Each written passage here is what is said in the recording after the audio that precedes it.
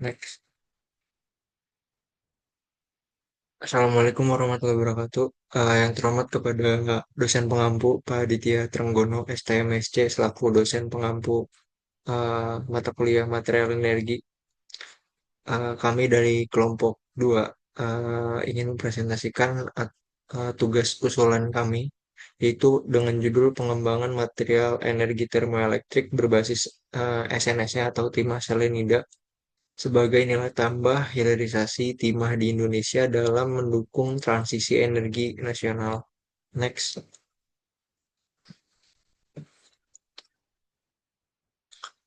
Oke, untuk anggota kelompok kami yaitu kelompok 2, yang pertama ada saya sendiri itu Muhammad Farid Ramadan dengan NIM 333422013. Yang kedua itu ada Muhammad Nur Aditya Bimasya dengan NIM 333422019. Dan untuk anggota kelompok kami yang ketiga itu ada Karina Raifani dengan NIM 333422038. Next.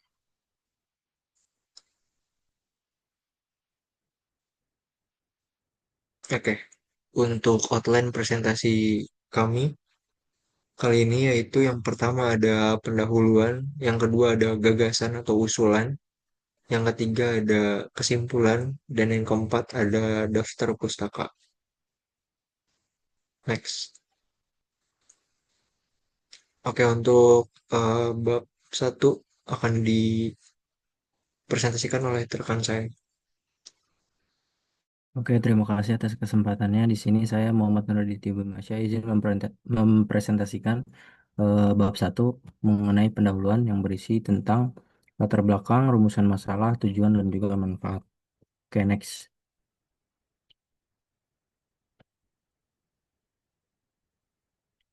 Nah, di sini yang pertama saya akan menjelaskan mengenai latar belakangnya terlebih dahulu, yang mana Indonesia itu memiliki posisi strategis sebagai salah satu produsen timah terbesar di dunia.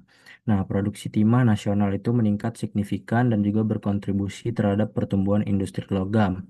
Namun, sebagian besar masih diekspor sebagai bahan mentah, sehingga nilai tambahnya di hilir belum optimal.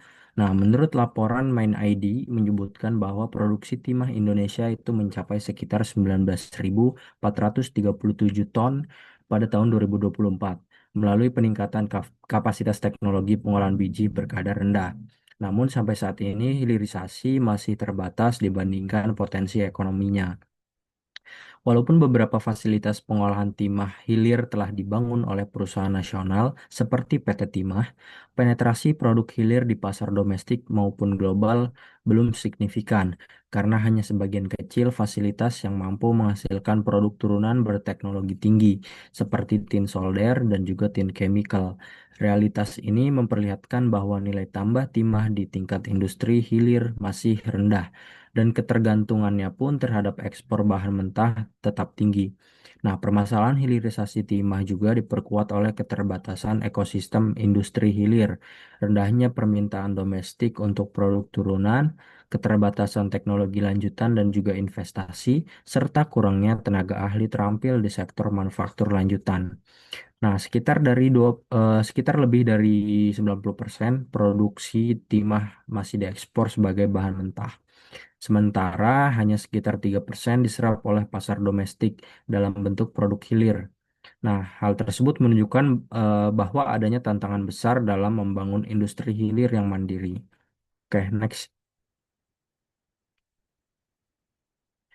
Nah, untuk solusi hilirisasi yang diusulkan selama ini mencakup pembentukan material center untuk memperkuat inovasi hilirisasi dan pembentukan klaster riset industri yang sinergis. Tujuan dari pusat materi ini adalah mempercepat pengembangan produk turunan unggul, kemudian mengurangi ketergantungan impor bahan baku, serta mendorong ekspor produk bernilai tambah dari timah. Namun, solusi ini masih menghadapi hambatan strategis seperti kebutuhan investasi besar pada fasilitas produksi lanjut, kemudian persyaratan fasilitasnya membutuhkan teknologi tinggi dan juga belum adanya skema pasar domestik yang kuat untuk menyerap hasil hilirisasi. Nah, di luar sektor mineral itu, tantangan pemanfaatan energi secara efisien juga merupakan agenda penting nasional. Banyak industri besar menghasilkan panas limbah yang tidak dimanfaatkan secara optimal, yang jika dapat diubah menjadi energi listrik, dapat memberikan nilai tambah signifikan terhadap efisiensi energi dan juga ketahanan energi nasional. Di tengah kebutuhan itu, teknologi termoelektrik menawarkan pendekatan baru untuk mengubah perbedaan suhu langsung menjadi listrik melalui efek Seebeck tanpa komponen mekanis yang bergerak, sehingga ideal untuk memanen panas limbah dari berbagai proses industri. Nah, material termoelektrik yang baik memiliki karakteristik konduktivitas thermal yang rendah, namun konduktivitas listriknya tinggi, yang menentukan efisiensi konversinya. Salah satu material yang menarik perhatian peneliti adalah tin selenide atau SNSE yang telah menunjukkan performa termoelektrik yang sangat tinggi dengan figure of merit atau ZT mencapai nilai kurang lebih 2,6 pada suhu tinggi dalam kristal tunggal, yang mana menjadikannya kandidat unggul untuk aplikasi konversi energi panas menjadi listrik. Namun, penggunaan praktik dari SNSE masih menghadapi kendala seperti efisiensi konversinya menurun pada material polikristalin yang lebih mudah diproduksi massal, kebutuhan akan kontrol doping yang presisi, struktur mikro yang kompleks, serta biaya pembuatan yang tinggi untuk kualitas material yang tinggi. Nah, upaya penelitian menunjukkan bahwa rekayasa material seperti strain engineering dan modifikasi struktur kristal telah mampu meningkatkan performa termoelektrik SNSE secara signifikan di tingkat laboratorium. Hal tersebut dapat membuka peluang material ini sebagai solusi masa depan untuk pemanfaatan panas limbah secara efisien. Nah, dalam konteks inilah muncul kebaruan atau novelty dari gagasan penelitian ini. Hingga saat ini, kajian mengenai SNSS sebagian besar hanya berfokus pada aspek rekayasa material dan peningkatan kinerja termoelektriknya. Belum ada penelitian yang secara komprehensif mengintegrasikan pengembangan material energi SNSE dengan hilirisasi timah Indonesia dan kebutuhan transisi energi nasional. Sementara pada tingkat internasional, SNSE dikaji dalam konteks efisiensi energi. Belum ada penelitian yang menempatkannya sebagai bagian dari strategi pemanfaatan mineral nasional untuk mendukung transisi energi. Selain itu, kajian mengenai bagaimana rantai pasok timah Indonesia dapat diarahkan untuk menghasilkan material energi strategis berbasis SNSE juga belum pernah dilakukan. Nah, pendekatan integratif yang menghubungkan sektor pertambangan, industri material lanjutan, dan juga sektor energi menjadi kebaruan penting dalam penelitian ini.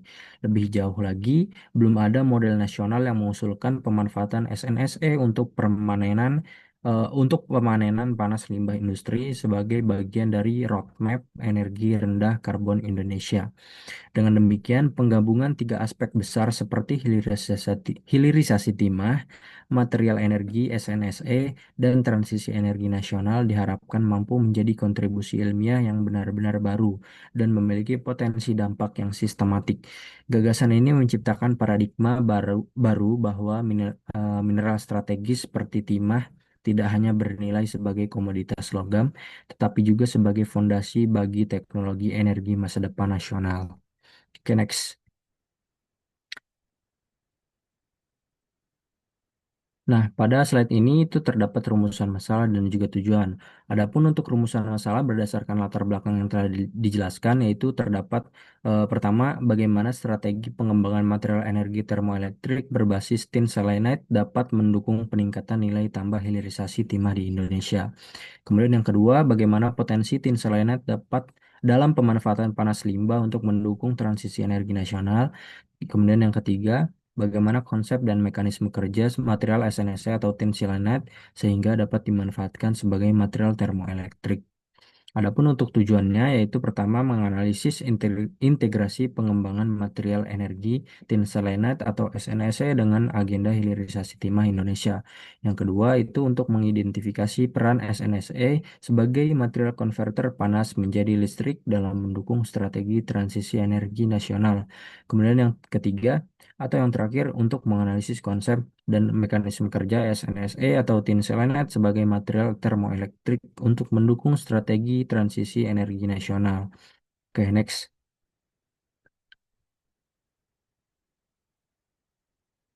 Nah, untuk yang terakhir di bab 1 itu ada manfaatnya. Yang pertama adalah untuk memberikan rekomendasi strategis mengenai pengembangan material energi berbasis tin selenite untuk memperkuat hilirisasi timah. Yang kedua, untuk mendorong penelitian dan inovasi material termoelektrik di Indonesia. Dan yang terakhir, untuk mendukung agenda transisi energi melalui pemanfaatan panas limbah sebagai sumber energi baru tanpa emisi. Nah, untuk selanjutnya, bab 2 pembahasan atau gagasan akan dilanjutkan oleh rekan saya.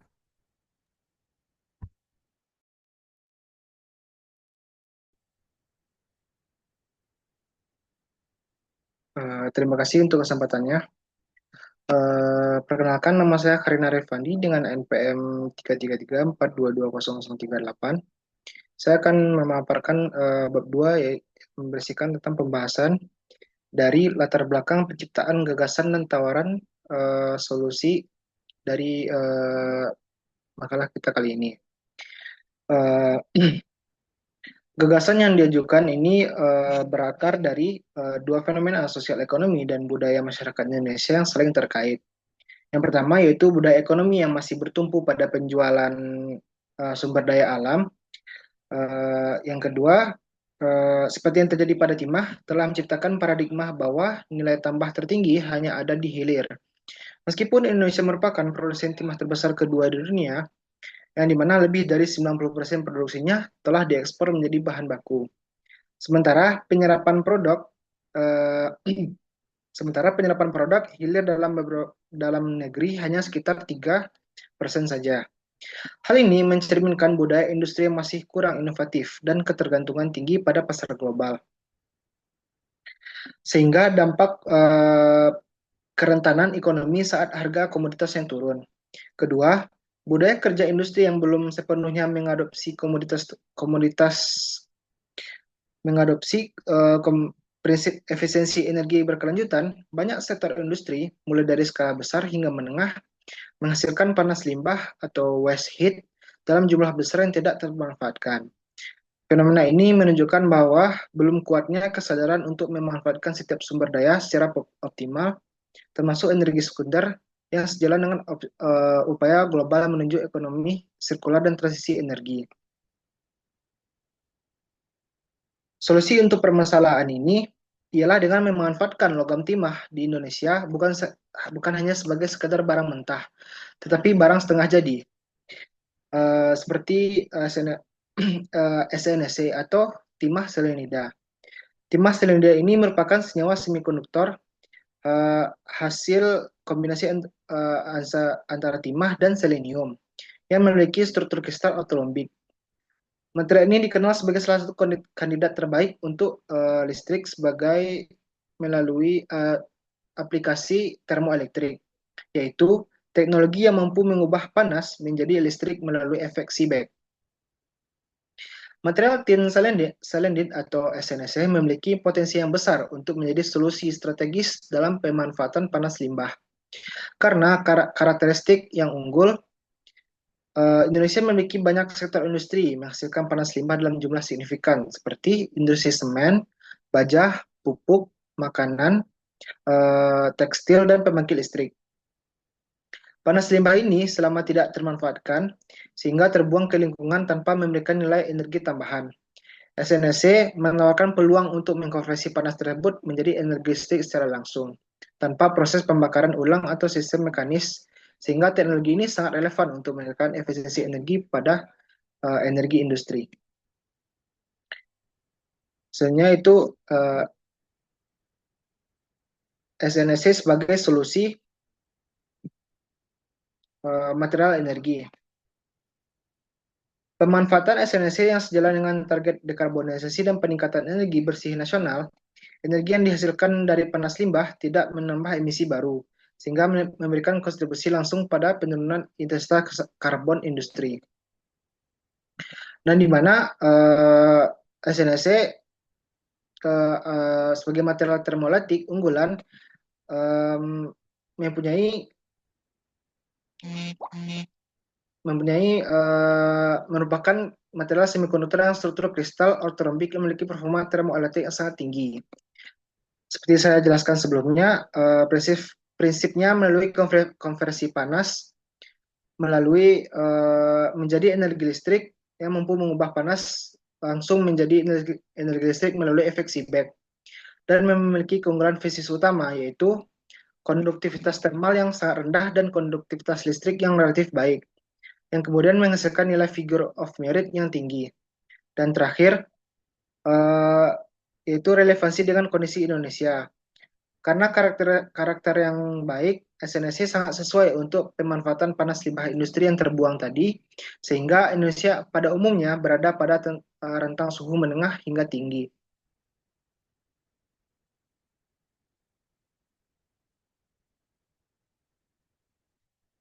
Selanjutnya mekanisme dari kerja dan nilai teknologis SNSC.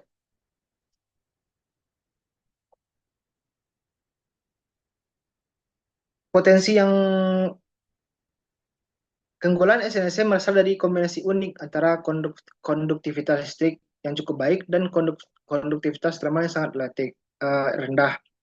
Struktur kristal ortorambik SNSC menyediakan ponon mengalami hambatan yang kuat sehingga panas tidak mudah merambat melalui material. Hal ini menciptakan kondisi ideal untuk meningkatkan efisiensi termoelektrik karena gradien suhu tetap terjaga lebih lama. Efisiensi termoelektrik suatu material diukur melalui gradien nilai figure of merit. Dan SNSC memiliki nilai ZT yang rendah yang diukur mencapai 2,5% untuk monokristalin. Kinerja SNSC dapat ditingkatkan melalui teknik doping atau rekayasa mikrostruktur, optimasi ukuran butir, dan peningkatan densitas material selama proses sintering. Perbaikan mikrostruktur bertujuan untuk menurunkan konduktivitas termal dan meningkatkan mobilitas pembawa muatan, sehingga peningkatan performa masih dapat ditingkatkan melalui doping dan pengendalian ukuran butir, optimasi mikrostruktur agar lebih siap diaplikasikan secara industri. Dengan modul termoelektrik inilah yang kemudian dapat dipasang pada sumber panas limbah industri dan menghasilkan energi listrik secara terus-menerus.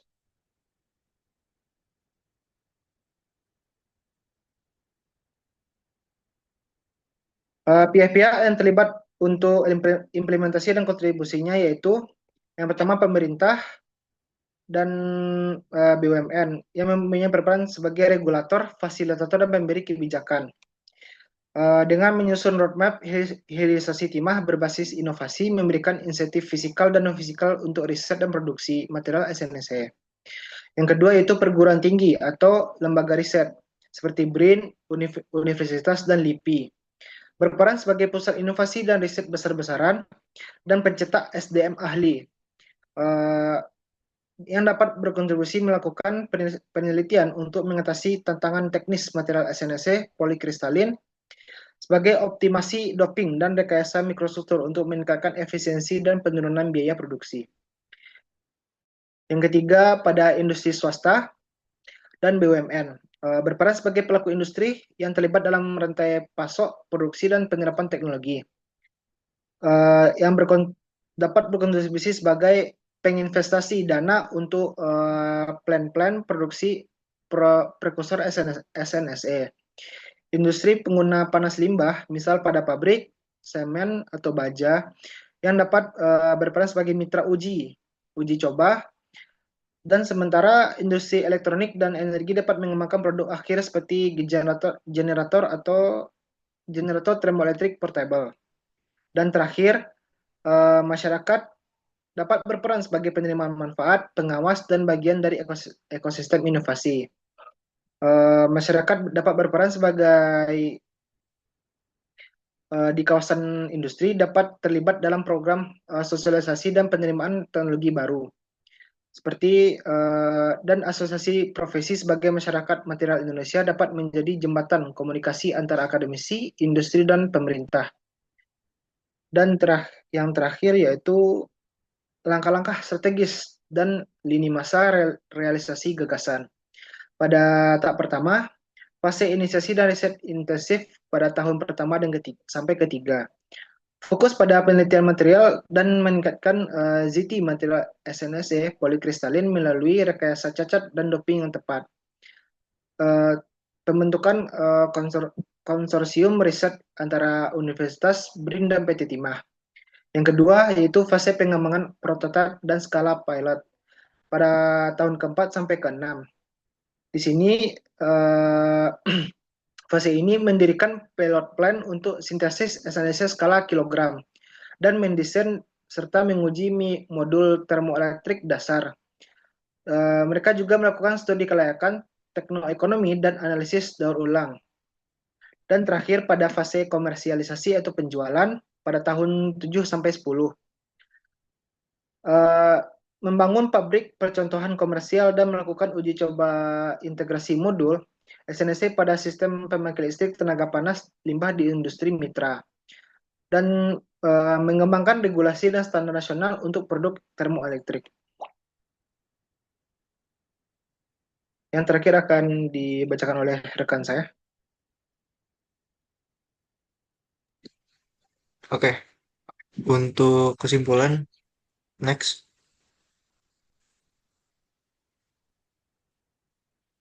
Oke, untuk kesimpulan adalah yang pertama itu ada gagasan yang akan diajukan untuk penelitian itu, yaitu adalah pengembangan material energi termoelektrik berbasis tin selenida sebagai langkah inovatif untuk meningkatkan nilai tambah hilirisasi timah sekaligus mendukung upaya transisi energi nasional.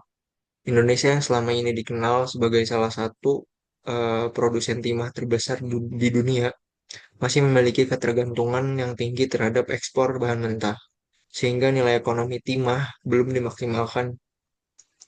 Dengan menjadikan timah salinida sebagai material energi teknologi tinggi, timah bukan hanya berfungsi sebagai komoditas bahan mentah, tetapi juga dapat diolah menjadi material yang strategis yang memiliki peran penting dalam pemanfaatan energi atau harvesting energi di masa depan. Timah selenit Timah selenida memiliki kemampuan mengubah panas menjadi listrik melalui efek Seebeck, sehingga dapat dimanfaatkan untuk mengonversi panas limbah industri menjadi energi listrik tanpa memerlukan komponen bergerak, tidak menghasilkan emisi tambahan, serta memiliki potensi efisiensi tinggi. Gagasan ini menekankan pada proses pengembangan material timah selenida mulai dari sintesis, rekayasa doping, peningkatan nilai figure of merit, pembuatan modul, dan juga hingga tahap integrasi atau implementasi uh, pada industri.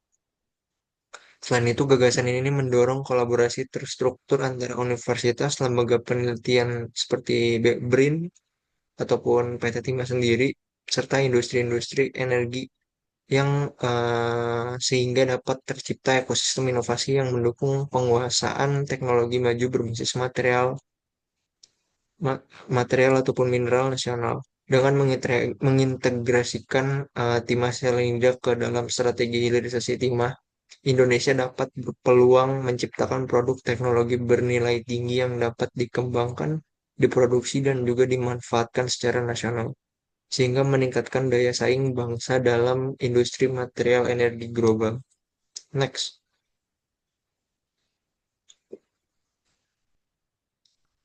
untuk realisasi gagasan yaitu jangka pendek untuk durasi 1 sampai 2 tahun, yaitu fokus utamanya itu penelitian dasar dan pembuatan sampel awal untuk timah salinida. Langkah-langkah itu yang pertama ada sintesis salinida skala laboratorium dengan metode solid state ataupun ball milling. Yang kedua adalah penambahan jenis doping sederhana yaitu natrium, perak, dan juga tembaga untuk meningkatkan performa termoelektrik. Yang ketiga adalah pengujian sifat dasar Seebeck, konduktivitas listrik, dan juga thermal. Yang keempat adalah pelatihan sumber daya manusia dalam mensintesis dan juga mengkarakterisasi material energi. Yang kelima adalah menyusun roadmap awal pengembangan timah salinida. Output yang diharapkan pada jangka pendek ini yaitu ada sampel SNSE dengan Z awal 0,8 sampai 1 serta terbentuknya tim riset khusus untuk fokus pada timah selenida ini. Next. Untuk tahap Kedua itu jangka menengah dengan durasi 3 sampai 5 tahun, yaitu fokus utama adalah pembuatan prototipe dan juga uji aplikasi di skala kecil, yaitu UMKM. Yang pertama, untuk langkah-langkah yang pertama adalah produksi timah selada skala kecil, yaitu puluhan gram sampai 1 kilo. Dan juga yang kedua adalah pembuatan prototipe modul termoelektrik ukuran kecil. Yang ketiga adalah uji modul pada sumber panas limbah skala kecil, yaitu dengan menggunakan oven ataupun boiler mini. Yang keempat adalah analisis keekonomian awal dan efisiensi energi. Yang kelima adalah rancangan alat produksi sederhana dan kemitraan awal dengan PT Timah. Output yang diharapkan pada jangka menengah ini itu prototipe modul SNSE dan juga data performa lapangan untuk aplikasi skala kecil, yaitu UMKM. Next.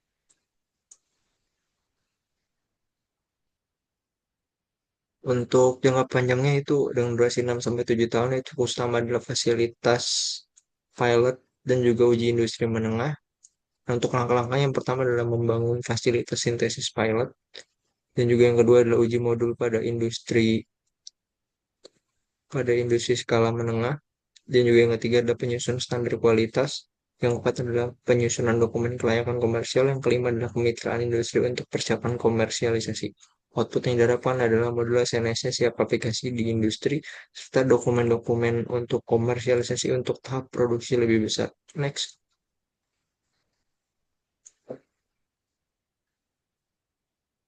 Oke, untuk dampak untuk masyarakat dan juga bangsa itu implementasi pengembangan SNSS sebagai material energi termoelektrik diperkirakan memberikan dampak signifikan bagi ekonomi, energi, dan juga penguasaan teknologi nasional.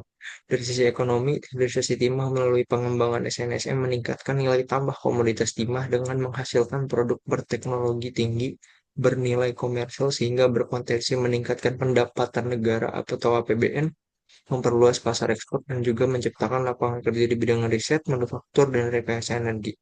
Dampak ini juga dirasakan oleh masyarakat sekitar kawasan industri melalui peningkatan aktivitas ekonomi dan juga peluang usaha dalam rantai produksi termoelektrik.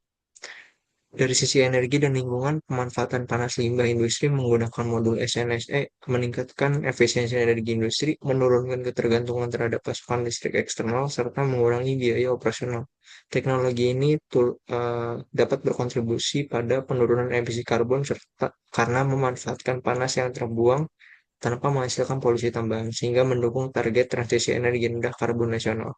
Selain itu juga pengembangan SNSM memperkuat kapasitas riset dan juga inovasi nasional melalui peningkatan penguasaan ilmu, material, rekayasa perangkat, dan juga teknologi konversi energi dalam jangka panjang. Hal ini mendorong peningkatan kualitas sumber daya manusia, terbentuknya pusat riset unggulan, serta kemandirian teknologi energi masa depan. Penerapan modul termoelektrik skala kecil ini juga dapat membuka peluang bagi UMKM-UMKM di Indonesia ini dan juga industri menengah untuk meningkatkan efisiensi energi dan keberlanjutan usaha mereka. Next.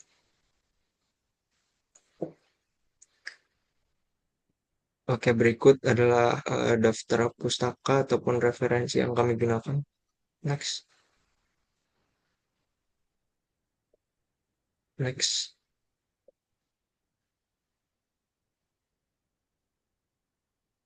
Oke, mungkin itu saja dari kelompok kami. Kurang lebihnya mohon maaf. Wassalamualaikum warahmatullahi wabarakatuh.